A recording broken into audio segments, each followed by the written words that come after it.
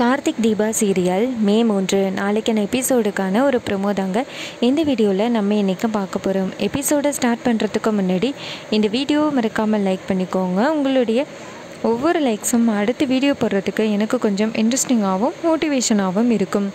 Episode எப்படி start ஆகுதுன்னா பார்த்துக்கோங்க. நம்ம ரியா கேட்குறாங்க, என்ன இது கையில் தீச்சட்டி கொடுத்துட்டீங்க அப்படின்னு. அதுக்கு நம்ம தீபா சொல்கிறாங்க, இதுதான் 2வது பரிகாரம் அப்படின்னு. அப்போ ஐயர் சொல்கிறாரு, இங்கே பாருமா, இந்த பரிகாரத்தை நீ இடையில ஸ்டாப் பண்ணவே கூடாது. கிட்டத்தட்ட இந்த கோவிலை ஒரு 20 முறை சுற்றி வரணும் அப்படின்னு. 20 முறையா அப்படின்னு ரியா ஷாக் ஆகுறாங்க. அப்போ நம்ம தீபா கேட்குறாங்க, அப்போ உன்னால் 20 முறையும் சுற்றி வர முடியாதுன்னு சொல்கிற அப்படின்னு. அப்போ நம்ம தீபா நேராக ஆனந்தை பார்த்து, பார்த்தீங்களா, இதுவே மீனாட்சி அக்காவாக இருந்துச்சுன்னா இன்னொரு கையில் என்ன தலையிலே தூக்கிட்டு போயிருப்பாங்க. ஆனால் இந்த ரியா செய்ய மாட்டா பார்த்தீங்களா அப்படின்னு. அப்போ டக்குன்னு ரியா சொல்கிறாங்க, என்னால் முடியும், நான் ஆனந்த உயிருக்கு உயிரை லவ் பண்ணுறேன், என்னால் கண்டிப்பாக சுற்றி வர முடியும் அப்படின்னு சொல்லிட்டு அந்த தீச்சட்டியை தூக்கிக்கிட்டு நடக்க ஆரம்பிக்கிறாங்க. அப்போ பின்னாடியே நம்ம ஐஸ்வர்யாவும் போகிறாங்க. அப்போ ரியா சொல்கிறாங்க, என்னால் கொஞ்சம் கூட கையில் வச்சுக்கிட்டு நடக்கவே முடியல, எனக்காக கொஞ்சம் நேரம் கொண்டு வரியா அப்படின்னு. அப்போ ஐஸ்வர்யா சொல்கிறாங்க, இந்த பரிகாரத்தை இப்படியெல்லாம் மாற்றவே கூடாது, தப்பு, நீ இதை கொண்டுக்கிட்டு நட அப்படின்னு. உடனே ரியாவும், என்னக்கா எனக்காக இந்த ஒரு ஹெல்ப்பும் பண்ண மாட்டிங்களா அப்படின்னு. அதுக்கு ஐஸ்வர்யா சொல்கிறாங்க, ஹெல்ப் பண்ணுறதுக்கு எல்லாம் ரெடியாக தான் இருக்கேன், ஒருவேளை நான் ஹெல்ப் பண்ணி அதை ஆனந்து பார்த்து அவ்வளோதான், அப்புறம் மீனாட்சி தான் பெஸ்ட்டு அப்படின்னு மீனாட்சி பின்னாடி போயிடுவார், உனக்கு ஓகேவா அப்படின்னு. இது கேட்டுட்டு ரியா ஷாக் ஆகுறாங்க. வாய்ப்பே இல்லை, நான் தான் இந்த போட்டியில் ஜெயிப்பேன் அப்படின்னு சொல்லிட்டு ஐஸ்வர்யா கிட்ட சொல்ல, அப்போ ஐஸ்வர்யா சொல்கிறாங்க, அப்புறம் என்ன, கம்முன்னு வாயை முடிக்கிட்டு நட அப்படின்னு. அப்போ எப்படியோ ரியா ஒரு 20 முறை சுற்றி வந்துட்டாங்க. அப்போ அந்த ரியாவோட தவிப்பை நம்ம தீபா பார்த்துட்டு சிரிக்கிறாங்க. இன்னொரு பக்கம் நம்ம கார்த்தி நேராக தீபாவுக்கு கால் பண்ணுறாரு. அப்போ தீபா கேட்குறாங்க, என்னாச்சு சார் திடீர்னு எனக்கு கால் பண்ணியிருக்கீங்க, ஏதாவது பிரச்சனையா அப்படின்னு. அப்போ கார்த்தி சொல்கிறாரு, ஆமாம் தீபா, என்னாச்சு, நீ எனக்கு ஏதோ கோயிலுக்கு வர சொல்லியிருந்த அப்படின்னு. அப்போ நம்ம தீபா சொல்கிறாங்க, ஆமாம் சார், கோயிலுக்கு தான் வர சொல்லியிருந்தேன், இது மாதிரி ஆனந்தோட ஜாதகத்தில் ஒரு பிரச்சனை இருக்குது அப்படின்னு ஜாதகக்காரர் ஒரு பரிகாரம் பண்ண சொன்னார். ஆனந்தோட மனைவி தான் பரிகாரம் பண்ணணுமா, இது மாதிரி மீனாட்சி அக்கா தான் பண்ணுறேன்னு சொன்னாங்க, ஆனால் இந்த ரியா தான், நான் தான் ஆனந்தோட ஒய்ஃபு, நான் தான் இந்த பரிகாரத்தை பண்ணுவேன் அப்படின்னு அவங்க நேராக கோயிலுக்கு வந்துட்டாங்க. இப்போ 2 பரிகாரம் முடிய போகுது, 3வது பரிகாரம் ஸ்டார்ட் ஆக போகுது அப்படின்னு. இதை கேட்டுட்டு நம்ம கார்த்தி சொல்கிறாரு, அப்படியா, அந்த ரியா பரிகாரம் பண்ணுறாங்களா அப்படின்னு.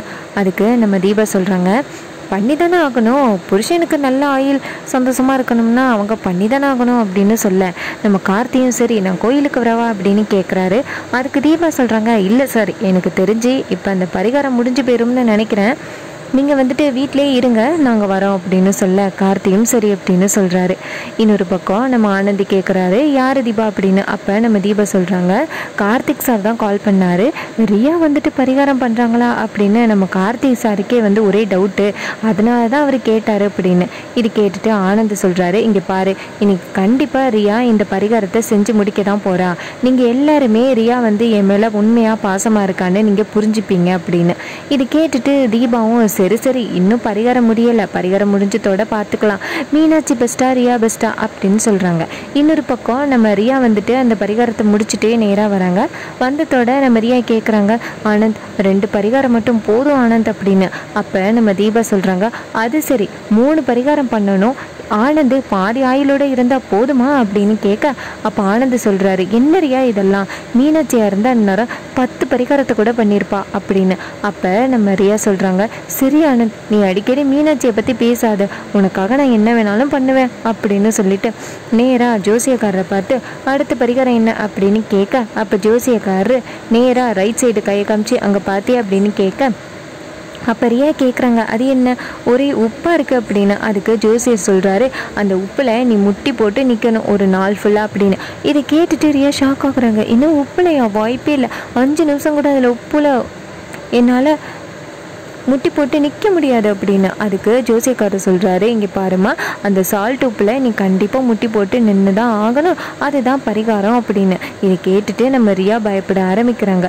அப்போ நம்ம தீபா சொல்கிறாங்க, ஆனந்தண்ண பார்த்தீங்களா, கண்டிப்பாக ரியா இந்த போட்டியில் ஜெயிக்க மாட்டாங்க, நீங்கள் மீனாட்சி தான் பெஸ்ட்டுன்னு கண்டிப்பாக ஒத்துக்க போகிறீங்க அப்படின்னு. அப்போ ரியா சொல்கிறாங்க, இல்லை ஆனந்த், நான் உன்னை ரொம்ப லவ் பண்ணுறேன், நான் கண்டிப்பாக என்னால் முட்டி போட முடியும் அப்படின்னு சொல்லிட்டு ரியா போயிட்டு முட்டி போட ஆரம்பிக்கிறாங்க. அப்போ அவங்களால சுத்தமாக தாங்கவே முடியல. அப்போ நம்ம தீபா சொல்கிறாங்க, ரியா இப்போ கூட ஒத்துக்கோ, நீ தோற்று போயிட்ட அப்படின்னு. அதுக்கு ரியா சொல்கிறாங்க, வாய்ப்பே இல்லை, நான் ஆனந்த உயிருக்குயிராக லவ் பண்ணுறேன், அதனால் கண்டிப்பாக வந்துட்டு ஒத்துக்கவே மாட்டேன், நான் இங்கே இருப்பேன் அப்படின்னு சொல்லிட்டு ரியா முட்டி போட்டுக்கிட்டே இருக்காங்க. இன்னொரு பக்கம் நம்ம ஆனந்துக்கு டக்குன்னு ஒரு கால் வந்துடுது. அப்போ ஆனந்து ஃபோனை எடுத்துக்கிட்டு அந்த பக்கமாக போயிடுறாரு. அப்போ டக்குன்னு ரியா அந்த இடத்துலேருந்து கிளம்புறாங்க. அப்போ நம்ம தீபா கேட்குறாங்க, ஏய் எங்கே கிளம்புற அப்படின்னு. அதுக்கு ரியா சொல்கிறாங்க, இதுக்கு மேலே என்னால் இதில் முட்டி போட்டுட்டு இருக்க முடியாதுப்பா, என்னை விட்டுரு அப்படின்னு. அப்போ டக்குன்னு அந்த இடத்துக்கு ஆனந்து வராரு.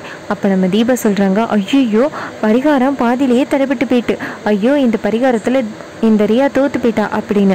அப்போ ஆனந்த் கேட்குறாரு, என்ன ரியா இதெல்லாம் அப்படின்னு. அதுக்கு ரியா சொல்கிறாங்க, ஆனந்த் என்னால் கொஞ்சம் கூட முடியல ஆனந்த், இந்த அளவுக்கெல்லாம் நான் இது வரைக்கும் பரிகாரம் பண்ணதே இல்லை ஆனந்த், இது வரைக்கும் பண்ணதே ரொம்ப பெரிய விஷயம், இது வரைக்கும் பண்ணதுக்கே நீ சந்தோஷமாக இருப்ப ஆனந்த் அப்படின்னு. அதுக்கு ஆனந்த் சொல்கிறாரு, இங்கே பாரு ரியா, இன்னொரு மீனாட்சியாக இருந்தால் முழு கடமையே செஞ்சுட்டு தான் போயிருப்பா, அப்போ உனக்கு என்னை பிடிக்கல அதானே அப்படின்னு சொல்லிட்டு ரொம்ப சோகமாக ஆனந்த் வெளியில் போகிறாரு. இன்னொரு பக்கம் நம்ம தீபா சொல்கிறாங்க நேராக ரியா கிட்ட, பாத்தியா நீ எப்படிப்பட்டவ அப்படின்னு ப்ரூஃப் பண்ணிட்டேன் பாத்தியா அப்படின்னு சொல்ல, அதுக்கு ரியா சொல்கிறாங்க, நான் வீட்டுக்கு போயிட்டு ஆனந்திக்கிட்ட கண்டிப்பாக புரிய வைப்பேன் அப்படின்னு.